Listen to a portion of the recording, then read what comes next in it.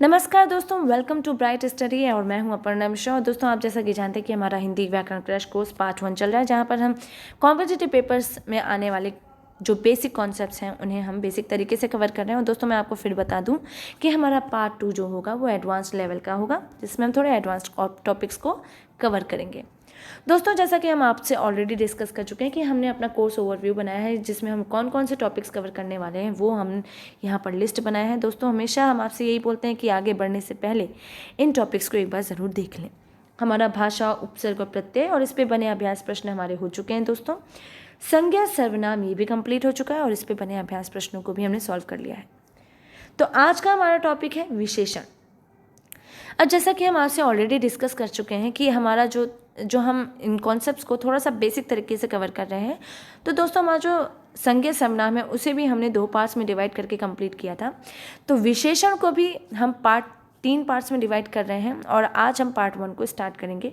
और एक और बात मैं बता दूं दोस्तों, कभी कभी हम सोचते हैं कि हमने पार्ट 3 पार्ट्स में डिवाइड किया या 2 पार्ट्स में डिवाइड किया तो हमारा बहुत लेंदी होगा, बहुत कॉम्प्लिकेटेड होगा।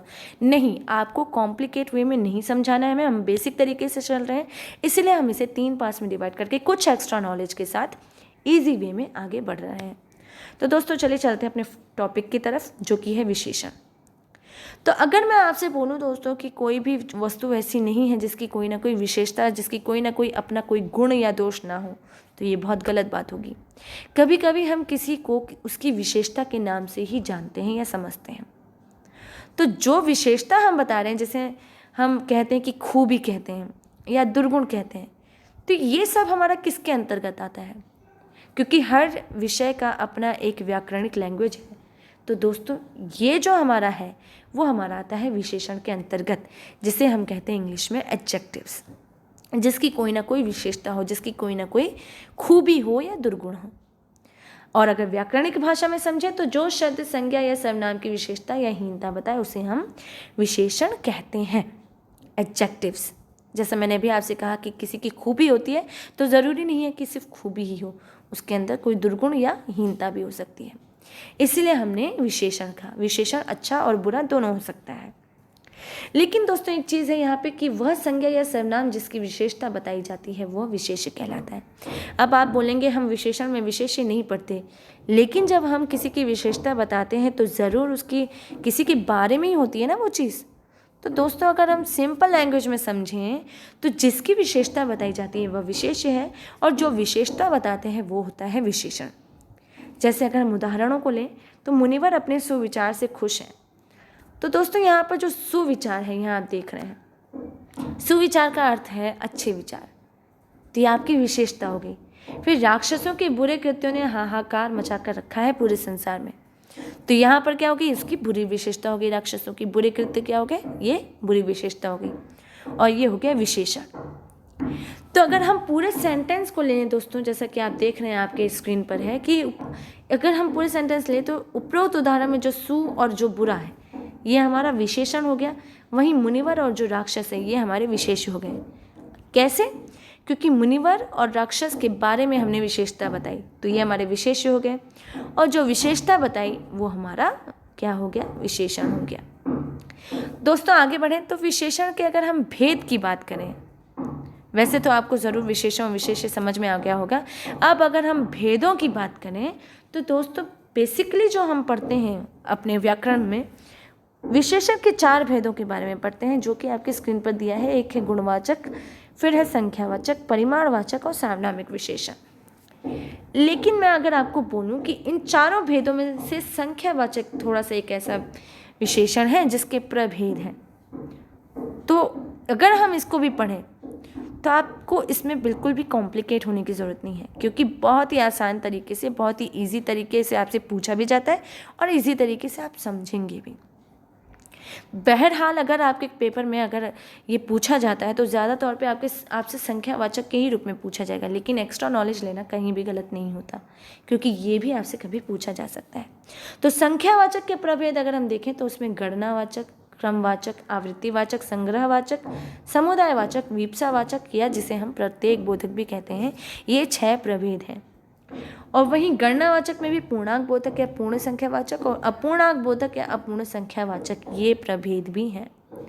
तो दोस्तों बेसिकली हमारे 4 भेद हैं विशेषण के, और संख्यावाचक जो हमारा भेद है उसके हमारे प्रभेद भी हैं। चलिए आगे पढ़ते हैं और आगे समझते हैं विस्तार से, कोई डाउट नहीं होगा आपको। फर्स्ट हमारा भेद जो है वो है गुणवाचक विशेषण। तो दोस्तों जैसा कि हमें नाम से ही स्पष्ट है गुण, इसको अगर हम पढ़ें और समझें तो हमें गुण का मतलब समझ में आ रहा है। गुण में कोई भी गुण हो सकता है, जैसा कि हमने विशेषण में ही पढ़ा कि विशेषण अच्छा भी हो सकता है, बुरा भी हो सकता है। कोई यहाँ पर दूध का धुला नहीं रहता है, कोई भी परफेक्ट नहीं रहता है। तो उसके गुण भी हो सकते हैं और दोष भी हो सकते हैं। तो लेकिन हम उसे दोषवाचक विशेषण नहीं कहेंगे। गुणों के अंदर ही आपके अच्छे विशेषण, अच्छे गुण भी आते हैं और बुरे गुण भी आते हैं। यही हमारा इसकी परिभाषा में भी है। जो शब्द किसी व्यक्ति वस्तु के गुण, दोष, रंग, आकार, अवस्था, स्थिति, स्वभाव, दशा, दिशा, स्पर्श, गंध, स्वाद आदि का बोध कराए।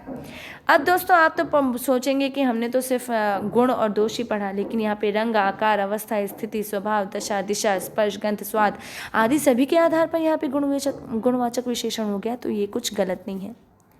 जैसा कि हम जानते हैं दोस्तों कि विशेषण का खुद ही अपना जो क्षेत्र है बहुत ही व्यापक है। इसमें भी गुणवाचक विशेषण जो है उसका जो अपना क्षेत्र है बहुत ही ज़्यादा फैला हुआ है, व्यापक है, और इसीलिए हमने इन्हें विशेषणों को इन आधारों पर भी बांटा है। तो चलें अपने जो हमारा जो फर्स्ट आधार है उसकी तरफ चलें, और फर्स्ट इतनी सारी स्थितियों को कैसे बांटा गया उसके बारे में डिटेल्स में जानेंगे। और दोस्तों मेरा आपसे ये वादा है कि आप इसमें कहीं भी कंफ्यूज नहीं होंगे, आपको क्लियर हो जाएगी हर चीज़। तो फर्स्ट जो हमारा गुणबोधक है, अच्छा, श्रेष्ठ, सदाचार, शिष्ट आदि, ये सब हमारे उदाहरण हैं। दोस्तों कोई भी व्यक्ति अच्छा होता है तो हम उसके बारे में अच्छा बोलते हैं। वहीं दोषबोधक तो खराब, विषैला, काइयाँ, उद्दंड, वह बालक बड़ा उद्दंड है, हम बोलते हैं ना ऐसे। एक बालक समझदार होने के साथ साथ उद्दंड भी हो सकता है। तो इसलिए ये उसके गुण हैं, गुणवाचक विशेषण में आता है। रंगबोधक इसके आधार पर कैसे है? हरा, नीला, पीला, काला, गोरा, काली गाय है, गोरी गाय है, तो ये हुआ ना आपका विशेषण रंग के आधार पर। फिर है आपका कालबोधक, प्राचीन, नवीन, क्षणिक, मध्यकाल, वह जो पुस्तिका है प्राचीन समय की है, तो ये हुआ ना उसका गुण। तो इस तरह से आपका ये गुणवाचक विशेषण में आ गया। फिर है आपका स्थान बोधक, हम अमेरिकी हैं, हम पंजाबी हैं, हम उत्तर भारतीय हैं, हमारी विशेषता बताई जा रही है कि हम कहाँ से बिलोंग करें, तो ये हमारी विशेषता है स्थान के आधार पर। गंध बोधक, अब दोस्तों गंध में भी आपके अच्छी गंध और बुरी गंध दोनों आ सकती है, तो हमने यहाँ पे सुगंधित, दुर्गंध, खुशबूदार सब सम्मिलित किया है। फिर दिशा बोधक, यह पूर्वी दिशा है, वह पश्चिमी दिशा है, यह दक्षिणी दिशा है, या उत्तरी दिशा, या उत्तर पश्चिमी दिशा है। दिशा के बारे में गुण बताया गया है नहीं, तो ये भी गुणवाचक विशेषण में आ गया। फिर अवस्था बोधक, अवस्था बोधक दोस्तों कि वह जला हुआ है, या वह गीला है, या वह सूखा है, या ठोस है, या तरल है, या द्रव्य है, जो भी है, किसी वस्तु की अवस्था के बारे में बताया गया। तो यह क्या हो गया? ये वस्तु का गुण हो गया, ये विशेषता हुई या नहीं, इसीलिए भी आपका विशेषण में आ गया, गुणवाचक विशेषण में। फिर दशा बोधक, अभी हमने दिशा पढ़ा, अब दशा। दशा मतलब कि वह भला है, चंगा है, अस्वस्थ है, रोगी है, या स्वस्थ है। तो दोस्तों ये क्या हुआ आपका? आप देख रहे होंगे कि इसमें आपकी जो है ये किसी व्यक्ति की अवस्था के बारे में, या माफ़ कीजिएगा आपकी दशा के बारे में बताया गया। हालांकि कभी कभी अवस्था में आ जाता है, लेकिन यहाँ पर हम दशा बोधक, जब आपका क्लियर डिफरेंस पूछा जाए तब आपको बताना है। यहाँ पर हम किसी व्यक्ति की दशा के बारे में समझें कि वह रोगी है या स्वस्थ है, तो क्या हो गया? ये हो गया आपका दशा बोधक में, ये दशा बोधक में आ गया। फिर आकार बोधक, आकार बोधक वह छोटा है, मोटा है, पतला है, नाटा है, लंबा है, जैसा भी आपका, ये इसमें आकार के आधार पर आपकी विशेषता बताई गई या नहीं, किसी व्यक्ति की विशेषता बताई गई, तो ये हो गया आपका आकार बोधक विशेषण गुणवाचक में जो आता है। फिर स्पर्श बोधक, स्पर्श मतलब दोस्तों जैसा कि हम छू कर किसी के बारे में समझें या किसी वस्तु के बारे में जानें और उसके गुण को हमें पता चलता है। तो मखमली, वह चादर बड़ी मखमली है, या कठोर है, वह कांटेदार बिस्तर है, या कोमल बिस्तर है। तो छूने से हमें उसकी जो है गुण के बारे में पता चला, तो ये स्पर्श बोधक आ गया आपका। स्वाद बोधक, स्वाद दोस्तों बहुत ही कॉमन चीज़ है, वह कड़वा है खाने में, मीठा है, खट्टा है, नमकीन है, या कसैला है, ये सब आपका स्वाद बोधक हो गया, क्योंकि स्वाद से हमें पता चल रहा है कि उस चीज़ का गुण कैसा है। तो ये है दोस्तों पूरा गुणवाचक के अंतर्गत आने वाली स्थितियाँ, जिसके बारे में हमने डिटेल्स में समझा। बहुत आसान है दोस्तों, अगर आता है तो आप बहुत आसानी से कर सकते हैं। फिर एक बात जो समझने वाली है दोस्तों यहाँ पर कि गुणवाचक विशेषणों में कुछ खास विशेषणों के साथ प्रयुक्त होते हैं जो वाक्य को एक अलग खूबसूरती या उसको अलग तरीके से मज़ेदार बना देते हैं। अगर हम उदाहरण लें दोस्तों, इसका मतलब ये है, पहले मैं आपको इसके बारे में समझाता हूँ कि कुछ विशेषण जो है कुछ खास विशेषणों के साथ ही प्रयोग में आते हैं, जिससे हमारा जो वाक्य है अलग तरीके से खूबसूरत या मज़ेदार बन जाता है। आप बोलेंगे कैसे? उदाहरण आपके इसलिए दिए गए हैं। लाल लाल टमाटर देखते ही मुंह में पानी आ जाता है। देख रहे हैं आप, हमेशा टमाटर के साथ लाल लाल प्रयोग में आता ही है। फिर चिलचिलाती धूप में बाहर मत निकलो। धूप आपकी विशेष्य हो गया क्योंकि इसके बारे में विशेषता बता रहे हैं, और चिलचिलाती आपकी विशेषता है क्योंकि हम यही विशेषता धूप के बारे में बता रहे हैं। तो ये आपका विशेषण हो गया। तो ये जो है हमारे कुछ यूनिवर्सल विशेष्य हैं जिसके साथ यूनिवर्सल विशेषण प्रयोग में आते हैं। फिर वही हम कभी कभी बोलते हैं कि हरिहर मटर तो बड़े अच्छे हैं खाने में, तो हरिहर मटर के साथ हरिया ही होगा आपका प्रयोग, क्योंकि मटर अक्सर हरे ही होते हैं। धूप हमेशा चिलचिलाती होती है, टमाटर हमेशा लाल लाल होते हैं। तो इस प्रकार से जो है आपका क्षेत्रीय भाषा में ये क्षेत्रीय लोगों द्वारा इस प्रकार से विशेषणों को प्रयोग किया जाता है, प्रयोग में लाया जाता है। हाँ, ये बात भी सही है कि क्षेत्रीय लोग ज़्यादा यूज़ में लाते हैं। जैसा हमने भाषा में बोली पढ़ी थी, जो क्षेत्रीय लोग ज़्यादा प्रयोग में लाते हैं, तो इसी तरह से ये जो है वाक्यों को अनोखा बना देते हैं, अनूठा बना देते हैं। अक्सर आप क्षेत्रीय लोगों को या जो सामान्य लोग होते हैं वो अपनी बोलचाल की भाषा में इस तरह के विशेषणों और विशेषों के साथ हमेशा प्रयोग में लाते हैं। तो दोस्तों ये हो गया आपका पूरा गुणवाचक विशेषण। दूसरा है दोस्तों हमारा, अब हम सेकंड भेद की तरफ चलें। देखिए, आपने देखा, लेकिन आपने कॉन्सेप्ट्स को देखा, लेकिन आपने देखा होगा कि हमने कितने आसान तरीके से सारे विशेषणों को यूज़ में लाकर अच्छे से हमारा डिस्कशन हो गया, और हमारा दावा है कि आपको बहुत अच्छे से समझ में भी आया होगा। फिर भी अगर दोस्तों कभी आपको नहीं समझ में आया तो इसे ज़रूर एक बार रिपीट करके एक बार फिर देखकर अपना कॉन्सेप्ट क्लियर कर लिया कीजिए, क्योंकि बहुत ही आसान कॉन्सेप्ट है। सिर्फ हम इसे बेसिक तरीके से पढ़ रहे हैं, इसलिए थोड़ा सा एलिबोरेटिव वे में पढ़ रहे हैं। दूसरा है दोस्तों हमारा संख्यावाचक विशेषण, जो विशेषण का हमारा सेकंड भेद है, और इसके अंतर्गत हमारे बहुत सारे भेद हैं दोस्तों, जिसे हमें आगे पढ़ना है। वैसे अगर हम इसे नाम से समझें तो आपको क्लियर है कि जिस विशेषण से संज्ञा या सर्वनाम की निश्चित या अनिश्चित संख्याओं का बोध होता है वह है हमारा संख्यावाचक विशेषण। संख्या के बारे में हमें पता चल रहा है तो कॉमन सी बात है, ये संख्यावाचक विशेषण है।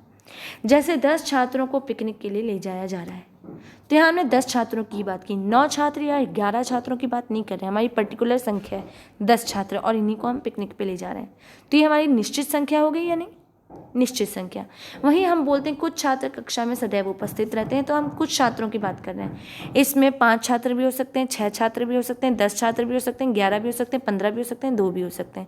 हमारी निश्चित संख्या यहाँ पर नहीं है, तो दोनों हमारा क्या हुआ, दोनों ही हमारा संख्यावाचक विशेषण के अंतर्गत आ गया। तो इस प्रकार से हमारा ये संख्यावाचक विशेषण का जो मेन कॉन्सेप्ट है वो ये है।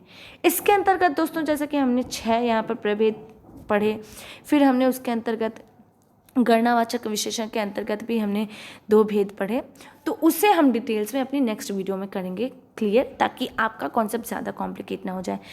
अभी तक का दोस्तों हमारा जितना पढ़ा है आप उसे ज़रूर रिवाइज कर लें, उसे रिकॉल कर लें और अपने कॉन्सेप्ट्स को क्लियर कर लें, ताकि फिर हम अपनी नेक्स्ट वीडियो में एक नए सिरे से संख्यावाचक विशेषण के प्रभेदों के बारे में और अपने बाकी भेदों के बारे में विशेषण के लिए समझें और पढ़ें। तब तक के लिए थैंक यू सो मच दोस्तों, थैंक यू वेरी मच।